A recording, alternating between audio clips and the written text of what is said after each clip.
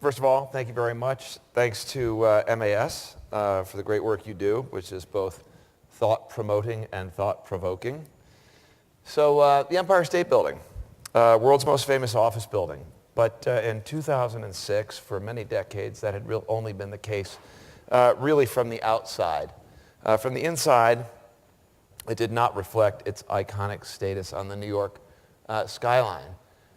In 2006, after a little tussle with a couple of folks, we who had owned it, my grandfather, father, and my grandfather's good friend Harry Helmsley bought the leasehold in 1961. My father and I bought the land under it in 2001. We started on the Empire State Rebuilding Program. So I think you all know what I'm supposed to be speaking about. I'm going to stick pretty close to that. But the concept here really is, what is outmoded versus useful? What is leading edge versus trailing edge? And what is the argument and the method to get to the 21st century utility in a great icon like the Empire State Building or lesser icons which nonetheless already exist, as opposed to we've got to tear it all down because it's not useful and it's outmoded. I would posit to you that very little is outmoded and needs to be torn down, but there's a lot which needs to be reinvested in. So 2006, we had a decision to make. Do we fix it or do we sell it? We chose to fix it. Started the Empire State Rebuilding Program. Reintroduced the building to the world. Empire State Rebuilding. The original thought had been to call it. The slogan was going to be the center, the home of the American dream. But I thought that was going to put us on a terror target list. So maybe from the Obama administration, you never know. So we instead chose to make it the Empire State Rebuilding. And it was largely paid for out of cash flow. As you see, our glorious ceiling from 1931. The interesting thing was we redid the lobby. Who here has been in the Empire State Building in his or her lifetime? Who here has been there within the last 2 years? Because you got to go. It's insane. I mean, would those of you who raised your hands agree that the other people should go? Okay. So the idea here is, how did we finance this? Looking at the 1931 ceiling, took 13 months to build the building. Took 2 years to redo the lobby. Go figure that out. The building was landmarked in the 1960s. The ceiling below, keep an eye on that ceiling, that section there, that 1931 mural. The ceiling below is what was landmarked, believe it or not. So we actually, when we went to the Landmarks Commission and got our permissions, we had to preserve, go back to the prior slide, please. We had to preserve that underneath a new ceiling because that is the condition which was landmarked. Shocking, but true. Take a look at that lobby. You know, really sort of headache-inducing, overly lit, and do you like our directories? The idea is this is totally financeable. We happen to do this out of cash flow ourselves, but we since have gotten financing for this work that we did. We took our building, which in all of its glory, 1963, 1964 conditions preserved to 2006, was earning $26.50 a square foot. Isn't that lovely? Those are original from 1931. No, they're not. Those are what I like to call faux Chagall. And they're now located in a basement somewhere because, according to landmarks, we had to preserve them so that we could restore them to the condition of the building which was landmarked, which is not what was built. $26.50 a foot is what we were getting in 2006, fully escalated per occupied square foot. Today we're leasing in the high 40s to the low 60s per square foot. This is an example of our putting into place the four pieces of book-matched stone, marble in this case, which we found because the original stuff had been torn out and thrown out, of course, when the landmarked faux Chagall pieces were put up there, in order to recreate what happened in the lobby in the original design and intent of the architects. Isn't this nice? This is the clock, the famous clock in the mural on the Fifth Avenue lobby entrance of the Empire State Building. Only problem is, it wasn't a clock originally. It was a wind direction and speed indicator. So we restored that. And we actually modernized the building for the 21st century, put in a real reception desk. That's a new piece of art. It plays off of the riff of the murals in the ceiling, which are the homage to the mechanical age. You know, the Empire State Building was not built during the Depression. The Empire State was built during the heyday, the tail end of the Roaring '20s. So this isn't WPA art. This is celebrating the mechanical age. And here's our new ceiling, done with aluminum and gold leaf. I had all these arguments. There's a lot of tension, constructive tension with Beyer Blender Bell as we did it along the way. The first samples were done in silver and gold. The only problem is that's not what was used in the 1930s. Does anybody know why? It was aluminum. Because silver was cheap, and silver was used on the low ceilings. But aluminum was used because aluminum was the space-age material that allowed heavier than air flight. And therefore, they celebrated the mechanical age with gold and aluminum. Aluminum was precious, nearly as precious as gold. There's a light fixture there, which was originally designed for the building and never installed. So we actually found the original designs from Rambush, and we remade it. Remember, this was a hung ceiling there originally, landmarked in 1961. That's the original intent. There's our silver leaf. See those side lights? The designs were found in the Art Museum in Corning, New York, Glass Museum, excuse me, and we recreated them. We cast new glass. Those were all lucite plexiglass panels in front of fluorescent lights. And there's, of course, our money shot. On the right, the landmarked model of 1960 whatever, and on the left, the original intent of the architects. Which of course we need to be able to return to the condition on the right as and when we're supposed to.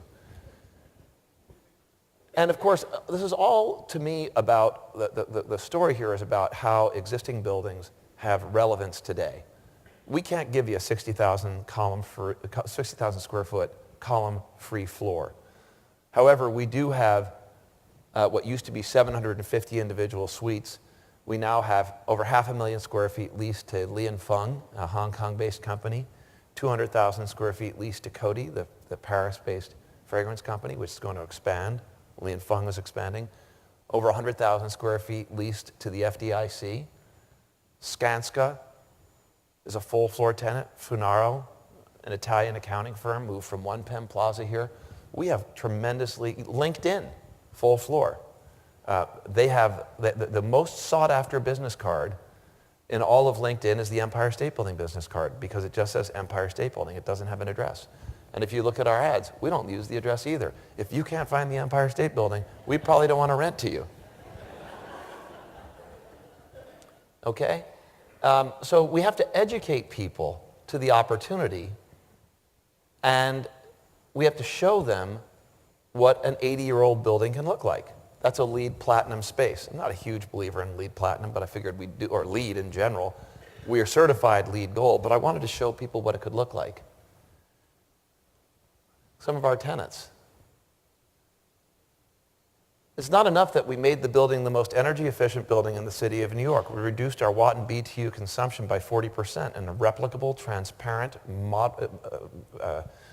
free, we didn't patent it, verifiable process. But then we had to educate. So 4 million tourists a year go through our observatory. They have to go through that exhibit. The same way we tell people about the energy efficiency steps that can be taken for the building, that can be taken for any building. We also tell them about, that's in our observatory as well, the history of the construction of the building. We turn people onto that as well. We're building the relevance of existing buildings. In theory, over 90% of the buildings which are going to be in New York City in 2040 are here already. If we reuse and modernize and make energy efficient for the 21st century, more of that stock, we'll have a much better environmental and economic return overall for our city. kind of neat. We don't let people see the view when they're going through the observatory till they get to the top. So I filled the windows in with photos of what it would have looked like in 1931. So those are our windows. That's your view. Our observatory, carrying forward the themes, cleaning it up, our wonderful gift shop. So I want to talk about something else here. While we're looking at this, let me just say on the energy efficiency side, by the way, that please, we got to get off the LEED thing until they change LEED. Bike racks and showers will not save the world, okay?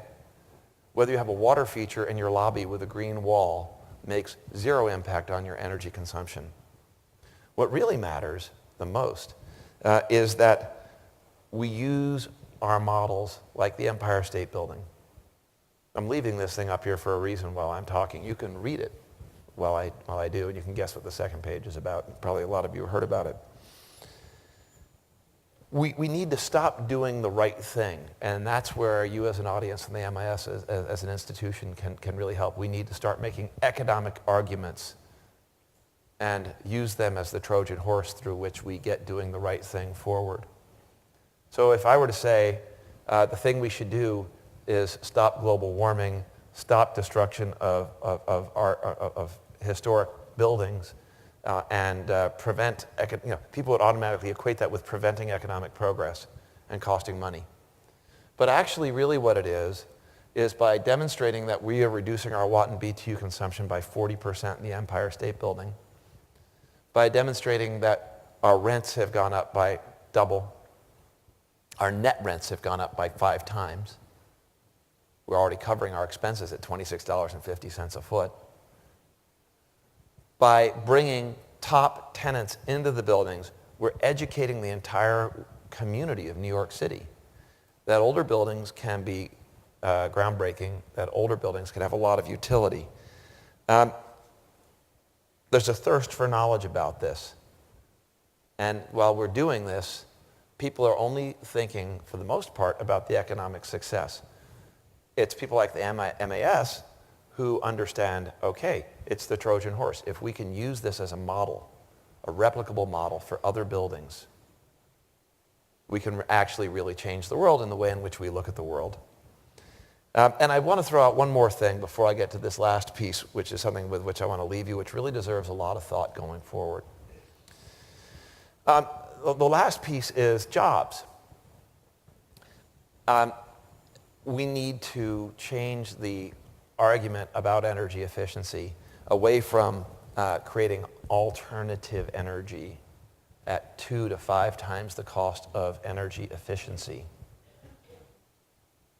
Alternative energy, solar and wind, growing now and more than 60% now, growing more in the future, of all those solar panels and wind turbines come from overseas. All the work that was done at the Empire State Building, restoring it, redoing the lobby, all the energy efficiency work and everything else was all done locally. Vast majority was all done by union employees, jobs with benefits. So we need to start looking at our existing buildings as a resource rather than a burden, as an opportunity rather than a drawback, as an opportunity for profit rather than keeping economic progress from going forward. So that goes to the next question. Okay, what about the value of these buildings to our community? Do people associate the Empire State Building with the New York City skyline, or do people associate a building that's designed to look like the box in which the Empire State Building came with the New York City skyline? And that's really a question which deserves some thought. If we can prove through financing, what's a financing source? NYSEG, New York City Energy Efficiency Corporation. They dropped Finance Corporation because NYSEG didn't really work. But taking money and using it for credit enhancement to support energy efficiency retrofits of existing buildings in New York City. It's new. It's just been set up. It's meant to work with private source money. So there's a lot of money available for, and a program available for financing this sort of work. But should we allow the argument that these buildings are outmoded and stand in the way of progress to allow the raping of the landscape? And what about sight lines, and what about what makes things, things truly iconic? What about what makes New York City truly iconic and recognizable? If we go to what makes the most economic sense, we have a terrific argument, and we have models from which to work, and the Empire State Building is one of those. I thank you for the opportunity to share some of this time. I know you are going through a speed dating session of sorts. I hope the rest of your day is very nice, and thank you very much.